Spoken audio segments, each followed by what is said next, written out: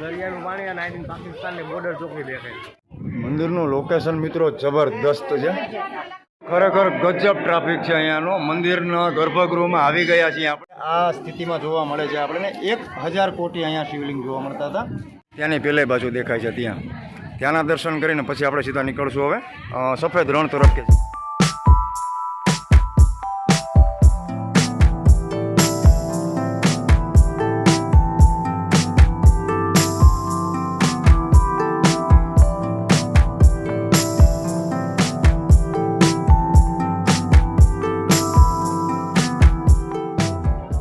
આપણે આવી ગયા છીએ આ દરિયાની જે બેટ સાઈડ દેખાય છે તમને, કોટેશ્વર મહાદેવ. નારાયણ સરોવર જોયું, હવે અમે આવ્યા છીએ કોટેશ્વર મહાદેવના મંદિરે, કે જે દરિયાની અંદર જેનું મંદિર આવેલું છે તે. એના વિશે આપણે તો નથી આવ્યા, પણ ધ્રુવભાઈ અહીંયા આવી ચૂકેલા છે, તો ધ્રુવભાઈ જણાવશે થોડુંક. ધ્રુવભાઈ, હા ભાઈ, આ મંદિર કોટેશ્વર મહાદેવ છે એ કેવી રીતનું છે? ટૂંકમાં મંદિરનું મહાત્મય શું છે તમને ખબર છે? એક જ્યોતિર્લિંગ જ નહીં પણ કહી શકાય. હા, પણ જ્યોતિર્લિંગ જ તમે ગણો એવું છે. હા બરાબર છે. અને શ્રદ્ધાળુ અહીંયા બહુ દર્શન કરવા આવે છે. અને એવું બધા માને છે કે આ જ્યોતિર્લિંગ જે પાણીમાં છે એ વાત સાચી છે? યસ, બરાબર. એટલે દરિયાનું પાણીની વાત આવી ગઈ. હા, અને દરિયાનું પાણી અને આઈથી પાકિસ્તાનની બોર્ડર ચોખ્ખી દેખાય. શું વાત છે મિત્રો? જો આ ધ્રુવભાઈને ખબર છે, અહીંયા આવી ચૂકેલા છે. આપણે ફર્સ્ટ ટાઈમ આવ્યા છીએ, તો આપણે એ જોવાનું રહ્યું છે અહીંયા કે આ મંદિર છે, આ મંદિર છે, અને આપણે મંદિરના દર્શન કરવાના છે. અને ત્યારબાદ આપણે જે પાકિસ્તાનની બોર્ડર જોવાની છે આગળ દેખાય છે તે. તો બહેનારીઓ મિત્રો, આ મંદિર આપણે આવી ગયા છીએ અને મંદિરનું પ્રાંગણ જોઈ લો, ખૂબ જ સરસ છે. ધ્રુવભાઈ આપણા ગાઈડ તરીકે અત્યારે ઉપયોગમાં આવે છે.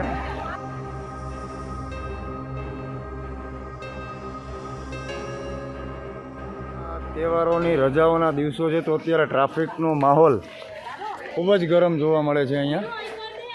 અને આપ જોઈ શકો છો અત્યારે ટ્રાફિક પણ એવો છે. અમે અત્યારે નારાયણ સરોવરે ગયા હતા, તો ત્યાં પણ આવો જ ટ્રાફિક છે. અને અત્યારે તમે જોઈ શકો છો અહીંયા પણ મારી પાછળ એ ભીડ ચાલુ જ છે આવકમાં. અને અત્યારે ઉપર જવામાં પણ એટલી જ ભીડ છે. તો આપણે અહીંયા આપણા જે ચરણ પાદુકા છે એને ઉતારી નાખશું અહીંયા, અને આગળ પ્રસ્થાનમ કરશું. બરાબર.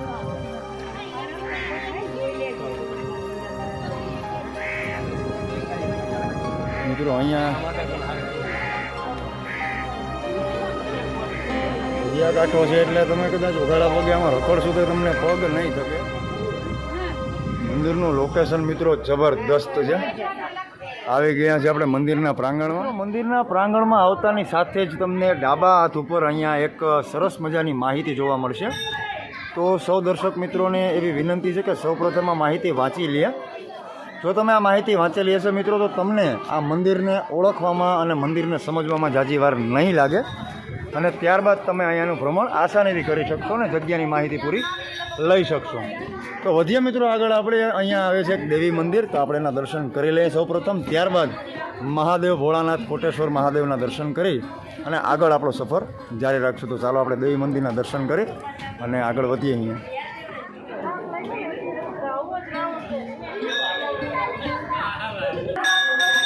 મિત્રો દેવી મંદિરના ગર્ભગૃહમાં આપ જોઈ શકો છો, અહીંયા મા હિંગળાજમાં બિરાજમાન છે અને એના પણ આપ દર્શન કરી શકો છો. અને વિંધ્યવાસીની મા છે, તો આપ બંનેના દર્શન કરી શકો છો.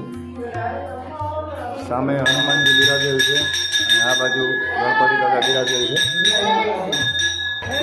મિત્રો ટ્રાફિકનો માહોલ આવો જ છે અહીંયા પણ તમે જોઈ શકો છો. ખરેખર આજે ક્રાઉડ બહુ બહોળી માત્રામાં છે. અને અહીંયા પણ અમને પણ એવું જ હતું કે કદાચ ટ્રાફિક નહીં હોય, પણ અહીંયા પણ આવું જ ટ્રાફિક છે. ખરેખર મિત્રો જગ્યા આહલાદક છે. પવન સામેથી ફૂંકાઈ રહ્યો છે, બહુ મસ્ત મજા આવે છે. અને અહીંયા હવે આપણે ભોળાનાથ મહાદેવના દર્શન કરવા જશું. મિત્રો આ બાજુથી ઉતરવાનું છે, એટલે આપણે મંદિરના ગર્ભગૃહમાં જવા માટે પાછળનો રસ્તો લેવાનો છે. તો અહીંયા સૌપ્રથમ આપણે આ રસ્તા ઉપર ચાલતા જશું. અને મિત્રો ખરેખર ખૂબ જ સુંદર દ્રશ્ય જોવા મળ્યું છે. અહીંયા આપણે જોઈ શકો છો, અહીંયા નીચે પર્યટકો માટે અને સહેલાણીઓ માટે એક રસ્તો બનાવેલો છે, અને તે પણ જોઈ શકો છો આપ. આપણે ત્યાંની પણ મુલાકાત લઈશું. સૌપ્રથમ આપણે મહાદેવના દર્શન કરી લઈએ અને ત્યારબાદ આપણે નીચેના રસ્તે જવાનું છે.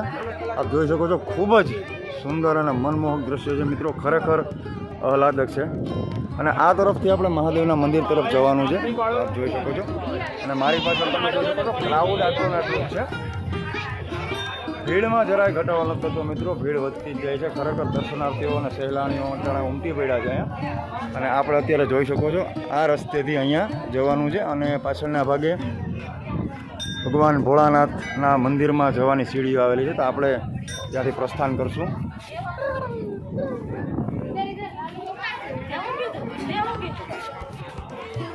ખરેખર મિત્રો ગજબ છે. ઉપરથી તમે જોઈ શકો છો જૂનવાણી મંદિર છે, પ્રાચીનથી અતિ પ્રાચીન મંદિર છે.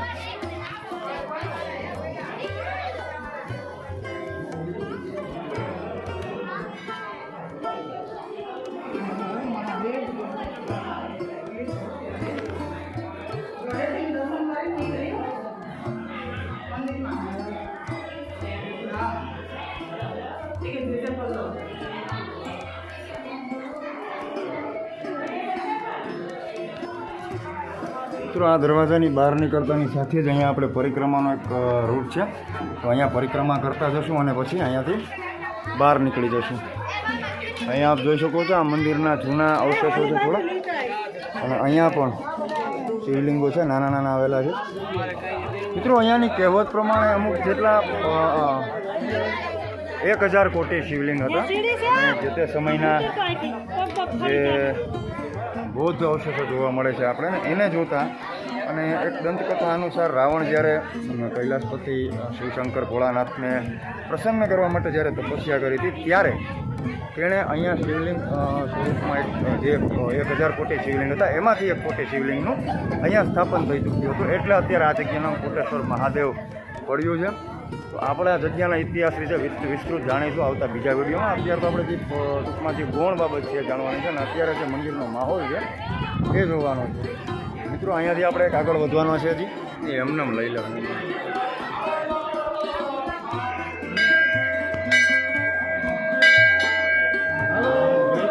મિત્રો અહીંયા ક્રાઉડ ગજબ છે અને ફોટો શૂટિંગની લગભગ અત્યારે અહીંયા મનાઈ છે, કારણ કે આ ગળદીને જોતા. તો આપણે જેટલું શક્ય બને એટલું આપણે દર્શન કરાવશું. આ નંદી મહારાજ બિરાજેલા છે. ખરેખર ગજબ ટ્રાફિક છે અહીંયાનો. મંદિરના ગર્ભગૃહમાં આવી ગયા છીએ આપણે.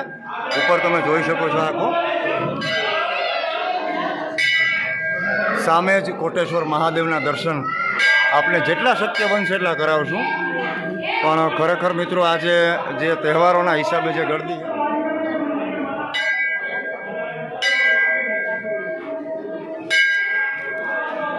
મિત્રો આપણે મંદિરના દર્શન કર્યા છે, કોટેશ્વર મહાદેવના દર્શન કરી લીધા છે. ખૂબ જ અલૌકિક શિવલિંગ છે, અદ્ભુત શિવલિંગ છે મિત્રો. ખરેખર મન અભિભૂત થઈ ગયું છે, આત્મ ખરેખર આનંદિત થઈ ગયો છે.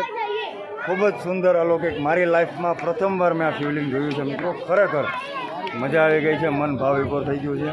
અને હવે આપણે આપણા આગળના પડાવ તરફ આપણે જવાના છીએ. તો હવે આપણે આપણી ટીમને શોધી લઈએ. મંદિરના દર્શન થઈ ગયું છે, એ લોકો આવ્યા નથી, કારણ કે આજનો ટ્રાફિકનો માહોલ જોઈને મિત્રો ખરેખર એવી ગર્દી છે કે ખરેખર અંદર જવું ખૂબ જ મુશ્કેલ છે. અત્યારે મારી પાછળ પણ આપ જોઈ શકો છો એવું જ ક્રાઉડ છે. તો ગર્દીમાં જરાય પણ ઓછી થતી નથી. માણસો પબ્લિક વધવામાં જ છે, આવવામાં જ છે. આપ જોઈ શકો છો.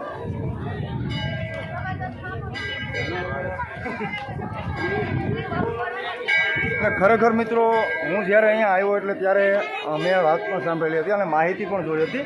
તો અહીંયા એવા ઘણા નાના મોટા શિવલિંગો આવેલા છે કે જે અત્યારે આ સ્થિતિમાં જોવા મળે છે. આપણને 1000 કોટી અહીંયા શિવલિંગ જોવા મળતા હતા. તો એમાંના અમુક અવશેષ સ્વરૂપે જે બચી ગયેલા શિવલિંગો છે એ અત્યારે કદાચ આપણે એના દર્શન આપી રહ્યા છે, આપણે દર્શન કરી રહ્યા છે તેમના.